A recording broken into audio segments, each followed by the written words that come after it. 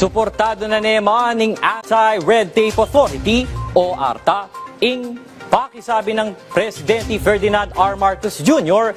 keng pamagpasiknan keng ease of doing business kareng ahensya na ning gobyerno ampo pa kareng local government units.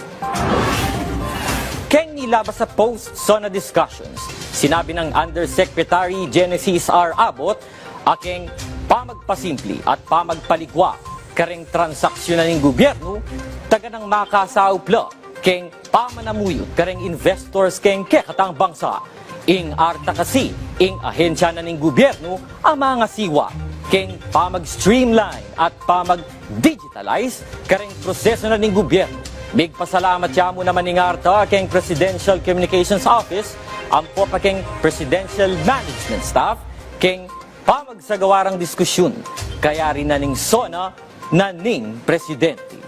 Oren pureng balita keng amanong siswan, nyening kayorasan. Para keng aliwa pang update, si follow you kay po keng kaming Facebook, ang po pa keng X, formerly Twitter keng @PTVPH.